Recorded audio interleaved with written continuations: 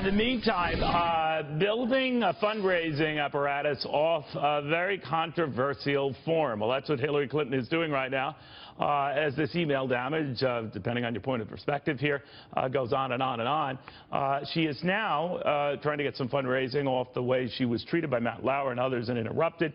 Robert Wolf, a former UBS CEO and chair, very powerful Democratic broker, close friend and golfing buddy of the President of the United States. Good to see you. Great to see you. More importantly, you look great. You look great. Thank you very much. Do you think that that's appropriate to do, based on a form to say that she was not treated fairly? We have to remember this. Not only did the moderator, going back to her, Matt Lauer, failed to fact-check Donald Trump, he then kept the conversation moving. We have to step up, do it ourselves. No one will do it for us. Give me money. I added that. Well, listen, fundraising helps campaigns win and lose, okay? You have to open offices. She has a myriad of offices in Florida and in the swing states. She's winning in the swing states today. You know, narrowing a lot. But she's winning. Today, there would be no one saying that she's not winning in the swing states, okay? Do you read anything into that, though? That's not what it was? I mean, first of all, I'm not fundraising, and I didn't see the email or hear about it. My view is on the FBI emails, it's behind us. Director Comey, okay, who is a Bush appointee, said the case is closed. I'm sorry, I'm a Wall Street guy. When something's closed, I move on. So I'm glad. But he also dumped all those emails now for people to go through, and they're going. Listen, people will have their. So you don't think there's any there? I don't think. Leaving that aside, do you find it a tad tacky to try to raise money based on a forum in which you, not the host, but maybe you didn't do too well? Well, first of all, I didn't see it, and I'm not sure if that's the only thing being said, but fundraising is you have to reach out to a lot of different types of people. No, I'll tell you what you said. That means we have to work even harder to get the facts out there on TV, online, and in conversations with voters across the country. She is more or less saying the media isn't doing it.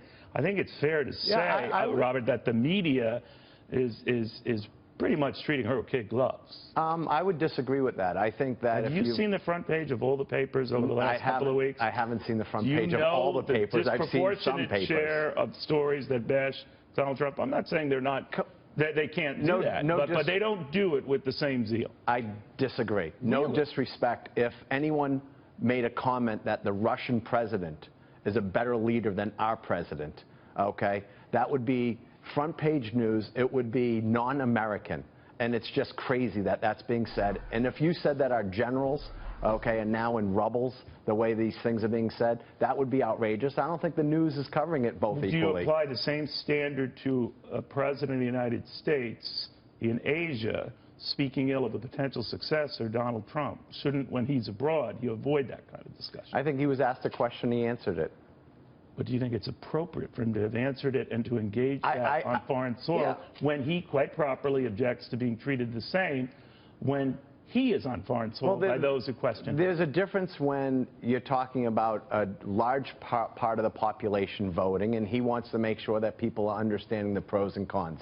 And so obviously I'm a Democrat, and I'm gonna support his response. I actually think the responses that Trump made on the foreign policy were outrageous, and so I'm not surprised a president would say that as well. You know, you always talk about, well, Director Comey has put this to bed, he's released all this stuff, but when you hear and see about multiple classified markings on this stuff, and you know that, you know, all right, a lot of Americans don't know the intricacies of this, the nuances of this, I think you're right, but they do get this sense of, wait a minute, it just doesn't feel and smell right. So that, I think, is in large part of her high negatives. There's no question. So does doing an interview talking about how she's a poor woman lawyer trying to work her way up, does that jive to you? Here's what I think, okay? People are going to go vote on the economy, on foreign policy, and where they are in social issues like immigration or Supreme Court. That's what they're going to vote on. The Secretary's economic plan is the best of the two candidates. That's not what I asked you, though. Do you think it's a waste of time to humanize yourself and sound like, this is what I had to deal with, this is why I'm guarded with people? I kind of think all of this rhetoric, whether it's Trump University or his pay-to-play with the Florida AG, is not going to decide the election. That's not what I asked. I understand. You're so good at this. But I'm answering you how I want. With the president, but I'm asking you. I've golfed with Trump once before. Have you really? I have. He has very nice clubs. He is a good golfer. So let me ask you this. Do you think that this is just making noise when she goes back to try to re-explain herself for the umpteenth time why she comes across as cold and aloof. That's maybe not fair, not right. You probably know her far better. I heard the two women speak, and I'll let them speak about, you know, what Hillary talked about. You, I mean, a shrewd guy, very big in Democratic circles. Is that she just wasting her time doing that? No, because my view, it's Labor Day, and right now, post-Labor Day is when people really focus. They don't focus during the primary season. They don't have to. They've known her for 30 years. Well, they're going to know her in many different ways. When you're running for president, you know, a lot of people, when she was running before, weren't voting. Okay? Today, there's more people that's going to vote. It's 8 years difference. And she's reintroducing herself to all these millennials, okay, these Bernie Sanders people and centrists who probably haven't focused on what she's been doing. All right, Robert, it's always good seeing you. It's good to have you back. Thank you very much. Thank you for your kind note and everything else.